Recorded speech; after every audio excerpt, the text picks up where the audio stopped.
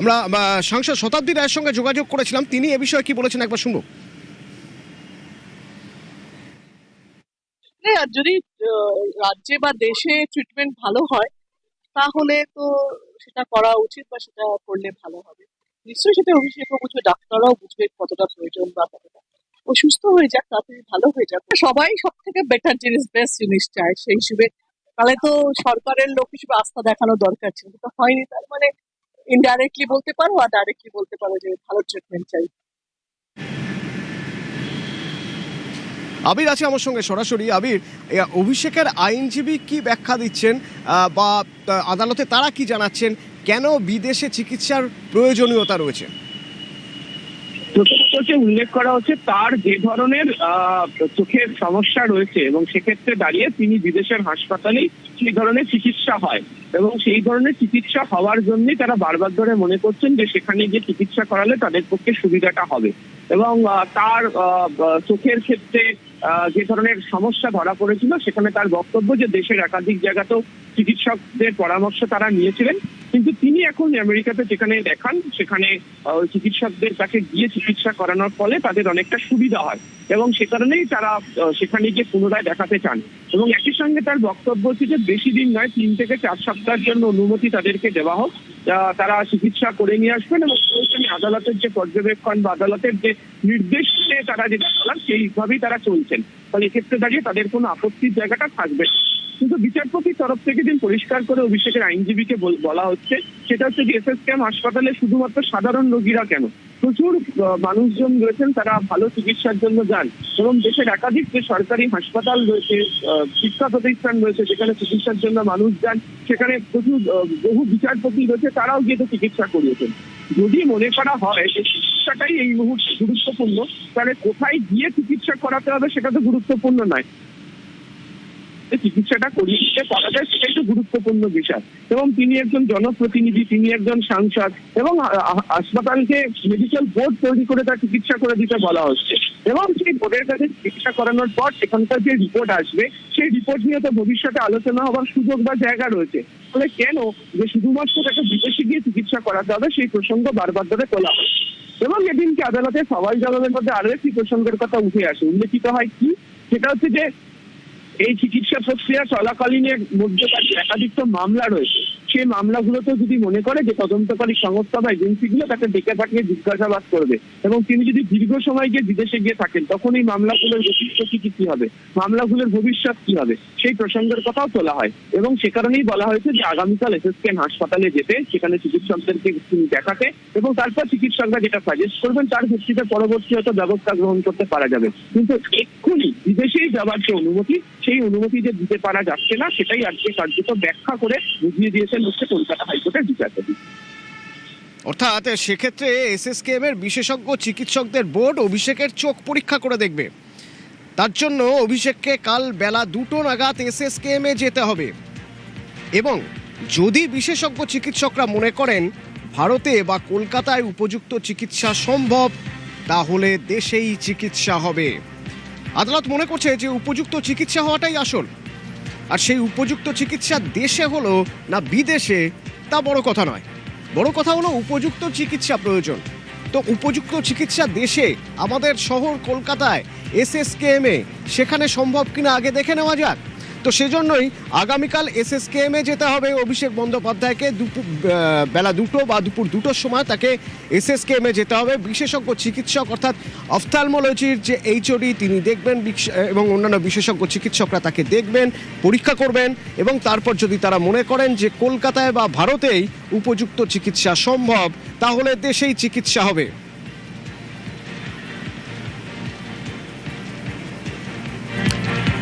BJP মুখপাত্র দেবজিৎ সরকার, তার সঙ্গে আমরা কথা বলেছিলাম।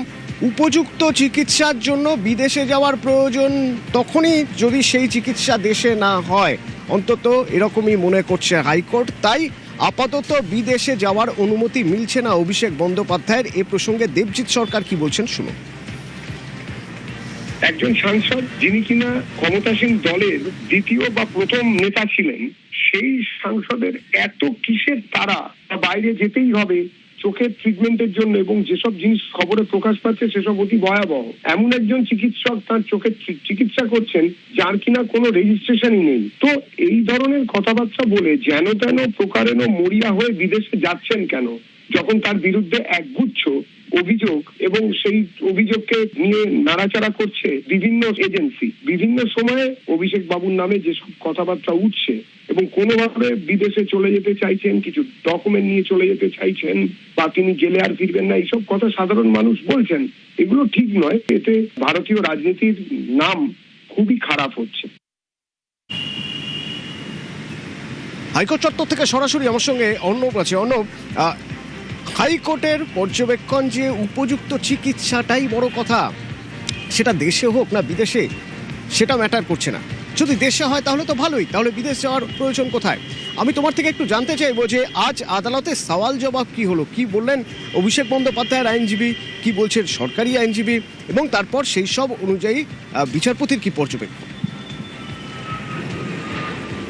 দেখো, অভিষেক বন্দ্যোপাধ্যায়ের আইনজীবী সিনিয়র অ্যাডভোকেট, তিনি ভার্চুয়ালি দিল্লি থেকে কানেক্ট হন এবং তিনি বলেন এর আগে অভিষেক বন্দ্যোপাধ্যায়ের চোখের চিকিৎসা সেটা আমেরিকায় হয়েছে, বিদেশে হয়েছে, তাই বিদেশ যাওয়ার অনুমতি চেয়ে 3 সপ্তাহের জন্য বিদেশ যাওয়ার অনুমতি চেয়েই তারা হাইকোর্টে এসছে। তারা অন্য কোথাও যাওয়ার আবেদন করে মামলায় আসেনি এবং যেহেতু তার অনগোয়িং একটা ট্রিটমেন্ট রয়েছে অভিষেক বন্দ্যোপাধ্যায়ের চোখের, সেই অনগোয়িং ট্রিটমেন্টটাই তারা কমপ্লিট করার জন্য চলতি বছরে তারা সেখানে যেতে চায়। এবং এক্ষেত্রে রাজ্যের তরফে অতিরিক্ত অ্যাডভোকেট জেনারেল রাজদীপ মজুমদার তিনি সরাসরি আপত্তি জানান। তিনি বলেন যে 4 জুন 2026 যে মেডিকেল রিপোর্টকে আদালতে অ্যানেক্স করা হয়েছে, মামলায় সংযুক্ত করা হয়েছে অন্যতম নথি হিসেবে, সেই নথি থেকে এটা একেবারেই বোধগম্য নয় যে আদৌ অভিষেক বন্দ্যোপাধ্যায়ের এখনই বিদেশ যাত্রার প্রয়োজন রয়েছে কিনা। এছাড়া অভিষেক বন্দ্যোপাধ্যায়ের বিরুদ্ধে এই কলকাতা হাইকোর্ট একদিকে বিচারপতি কৌশিক চন্দ্র, অন্যদিকে বিচারপতি সৌগত ভট্টাচার্য মোট 5টি মামলা তাকে অন্তর্বর্তী রক্ষা কবচ দিয়েছে। এর বাইরেও অভিষেক বন্দ্যোপাধ্যায়ের বিরুদ্ধে বিভিন্ন পুলিশ কমিশনারেট এরিয়া রাজ্যের এবং একই সঙ্গে বিভিন্ন থানায় তার বিরুদ্ধে এই মুহূর্তে মোট 16টা এফআইআর রয়েছে। তার মধ্যে 5টা মামলাতে ইতিমধ্যে অভিষেক বন্দ্যোপাধ্যায় অন্তর্বর্তী রক্ষা কবচ পেয়েছে, যার মেয়াদ কাল শেষ হচ্ছে এবং কালকে আদালত বিষয়টি পরবর্তী আকারে বিবেচনা করবে।